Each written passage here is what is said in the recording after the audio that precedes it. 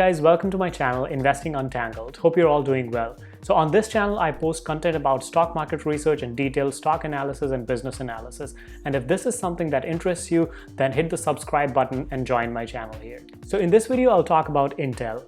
We know Intel is a very strong blue chip company, but in the recent past it has had some problems that has crashed its stock. So in the last year, it actually announced that its 7 nanometer chip will be delayed in its production, and that actually crashed the stock.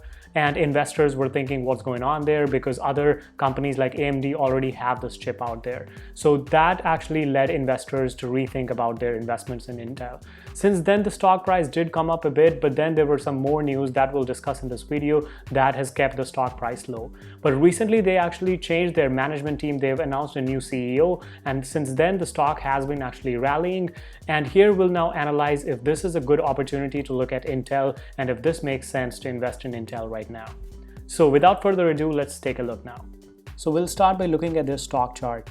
Intel Corporation, ticker INTC. You can see here this is their 1-year stock chart, and the price actually has been pretty volatile. So it has been like a roller coaster ride. So last year, March lows, the price dropped to $45. And since then, the stock price actually did recover a bit, but then it crashed again. And that was because of the 7 nanometer chip news that came out. And since then, there have been some more developments that has actually kept the stock price pretty low. And we'll discuss some of those in this video today.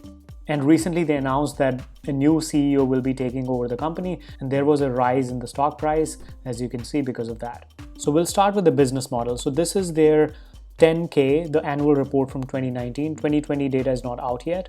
So their business is actually focused on two major things. One is the data-centric portfolio that they have. The other one is the PC-centric business that they have. So on the data-centric business, they have actually been expanding quite a bit in the last years, and they are actually working in the cloud computing sector. They're working in network infrastructure and intelligent edge applications.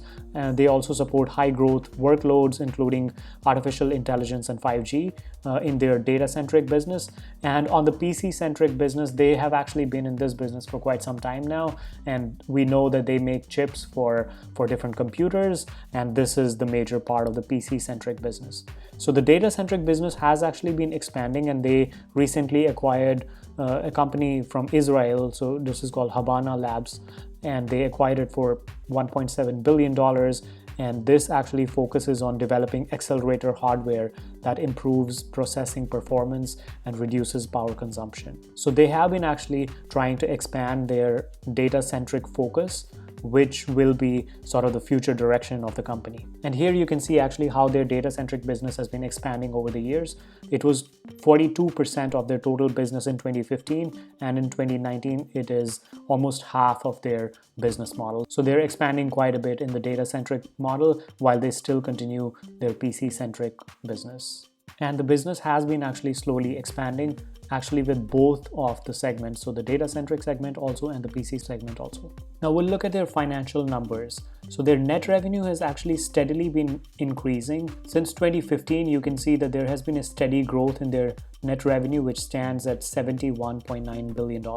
And there has also been growth in their net income, which is at $21 billion compared to what it was in 2015, where it stood at $11 billion.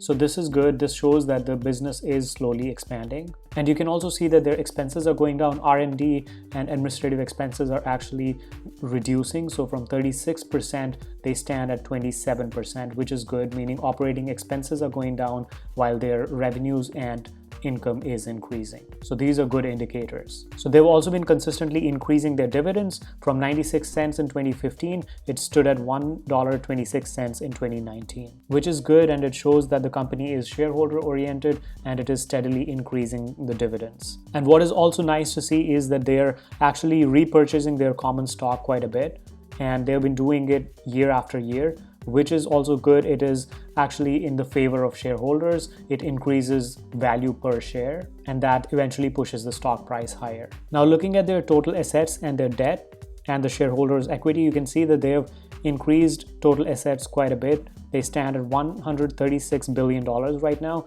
while their debt is $29 billion, which is very, very small compared to the total assets that they have. So meaning this company is financially very healthy. They have a very strong balance sheet. And this has been actually the case throughout. So their assets have been going up significantly, and relative to their debt, the assets are much, much higher in all these years. And what that also means is that their stockholders' equity is also going up from $61 billion in 2015. It stood at $77.5 billion in 2019. This shows that the company is accumulating more assets relative to its debt, and that increases the equity.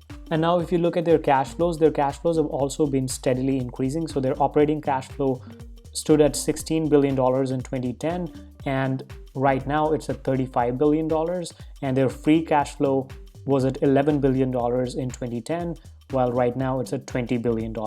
So this company is a strong cash generating company. It generates $20 billion in free cash flow, which is very good. And what you can also see here is that free cash flow as a percentage of their sales stands at 26 right now. So 26% of their revenues are turned into free cash flow, which is very good, and it has been actually pretty high in all these years. It has actually stayed steady in this range across all these years. Intel also has very good net margins, around 26, 23, consistently over 20 across many years. And Intel generates also very good returns on equity and returns on invested capital, which actually looks very strong. Consistently, it is over 20 across multiple years, which is very nice to see.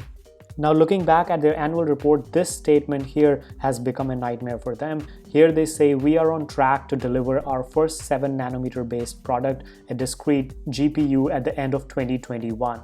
And this was announced in 2019, at the end of 2019. And then in the last year, they actually announced that they have some delays in the 7nm production. And so the chip will be actually delayed, and it will be delayed until 2022. And this is why the stock massively crashed, because other companies already have this chip out. AMD, for example, is a very strong competitor of Intel, and they already have this chip out. And this is why investors were freaking out. And because of these delays, they actually have started losing business. For example, here you see in last June, Apple said that it would transition its Mac computers away from Intel processors and design its own chips. Because of these delays, Intel has been losing business.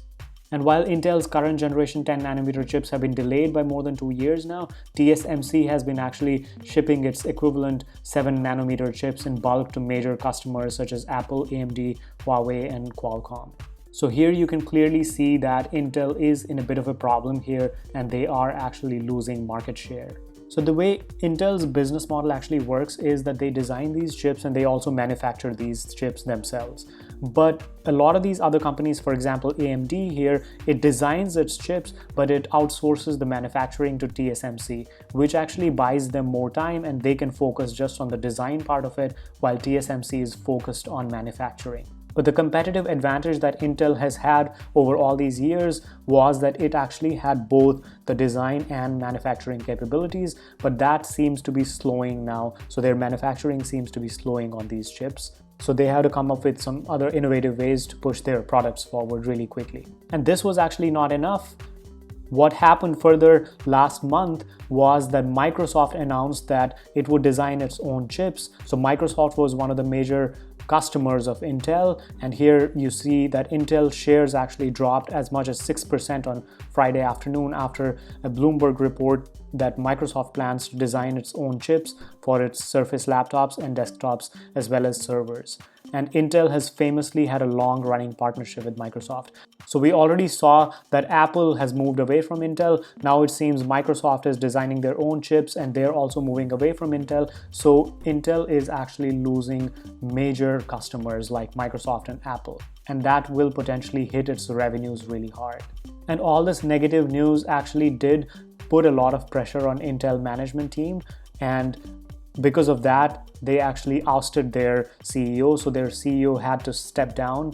So their CEO was Robert Swan, who had to step down, and the new person taking over Intel as the CEO will be Patrick Gelsinger. He's the chief executive of VMware. And the good thing about this guy is that he's himself from a computer engineering background, so he understands this market and this business really well. He understands the technicalities of it. And I always think that these kind of specialized businesses should be run by people who understand and who are trained in this segment themselves. Okay, now that we saw that Intel is probably losing some market share here, we'll check out some of their competitors and see how big actually Intel is and how much of a threat it is for their business to lose all this market share, and can they actually regain their position back. So their biggest competitor is actually AMD, and I ran a comparison of Intel versus AMD here, and these are their revenues, so the revenues of both the companies, and just from the first glance you can see Intel is so much bigger than AMD in terms of earning revenues. And their latest quarter, 2020, Intel earned almost $80 billion, while AMD was close to $9 billion. If you look at net income, here also you see actually the same. Intel made almost 22 billions in their earnings, while AMD was close to 1 billion. Now looking at their cash flows, so this is operating cash flows, and you can see Intel has much higher cash flows, $35 billion in cash flows, while AMD is close to $1 billion. So all these metrics actually show that AMD is a much smaller company than Intel at this point. So it will actually take a lot of time for AMD to get to the market share that Intel has, but Intel will have to perform well, and it will have to push its products out in a timely manner to regain its market share back. It also will have to think about innovative ways of how it wants to keep the designing and the manufacturing of these chips going together, and if that is actually still a better business model for them, or if they want to switch over from that to something better and more efficient. Okay, now we'll take a look at the valuation at which Intel is trading right now. So here, this is price to earnings and price to cash flows, price to books, price to sales, all these valuation metrics here, and all the way from 2014.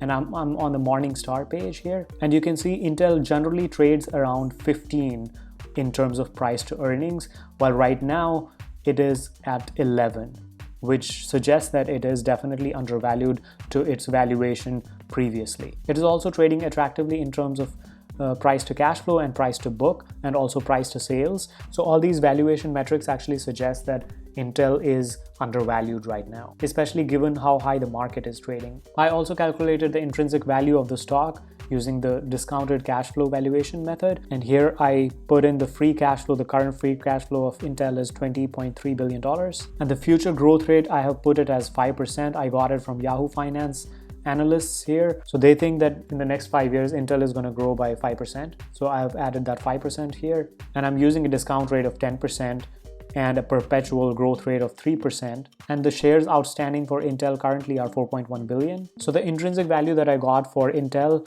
is $84 at a 10% annual discount rate, and the price at which Intel is trading right now is $57. So this suggests that the company is actually undervalued. But the reason why they are actually undervalued, we already discussed them, that they are actually losing their market share, and this might actually impact their revenues in the future. Their major customers like Apple and Microsoft are actually turning away from them, and they're not able to meet their deadlines. So these are inherent problems that they have right now, and that's why they have changed the management team. They've changed the CEO, and now we'll have to see what kind of a job the new CEO does in terms of getting the company back on its feet, and how they rethink their business model, what kind of strategies they implement. So this finishes the analysis. So personally, I'm not actually buying any Intel, and I do not own this company, and I have been actually researching this company for quite some time. This has been on my watch list, and now that they announced a new CEO and a new management team, so we'll see what kind of a job they want to do further on, what kind of guidance I get in their quarterly reports, what kind of numbers are coming out. So I'll wait for a couple of quarters to see what's going on with Intel going forward. So let me know in the comments below if you are buying Intel, if you are interested in the stock and what you're doing. If you got value out of this analysis, please consider leaving a like and subscribe to my channel, Investing Untangled. That'll help my channel a lot. In the future, I'll be posting more videos about stock analysis and the investments that I'm doing currently. So please stay tuned to my channel, and I'll see you in my next video.